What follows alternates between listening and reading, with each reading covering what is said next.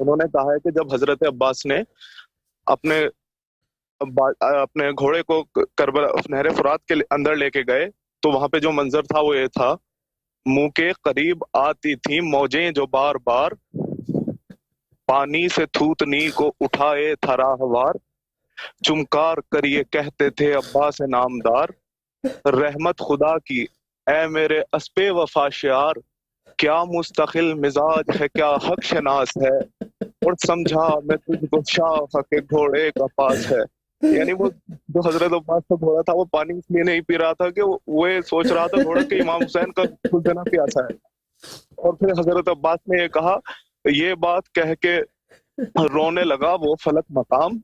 حضرت عباس نے کہا یہ بات کہہ کے رونے لگا وہ فلک مقام، صدمہ ہوا کہ پیاسے ہیں دو روز سے امام، اور کھینچی ایک آہ سرد سکینہ کا لے کے نام، دریا سے مشک بھر کے نکل آئے تشنہ کام، پائی نہ رہا لشکر آدھا میں گھر گئے، ساحل سے بڑھ کے ظلم کے دریا میں گھر گئے۔ اور اب حضرت عباس نے جو مشک سکینہ بچائی ہے وہ سنیے گا، آقا بہت ہی درد بھرے بندے ہیں،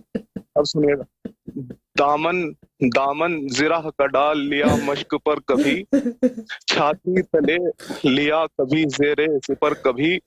اور دل کی طرح ادھر کبھی رکھا ادھر کبھی، یعنی مشق سکینہ بجائے جا رہی آقا ہے، دل کی طرح ادھر کبھی رکھا ادھر کبھی، اور مانگی دعا خدا سے یہ بات جس میں تر کبھی، ہونٹوں پہ دم ہے بنتے شہ مشرقین کا،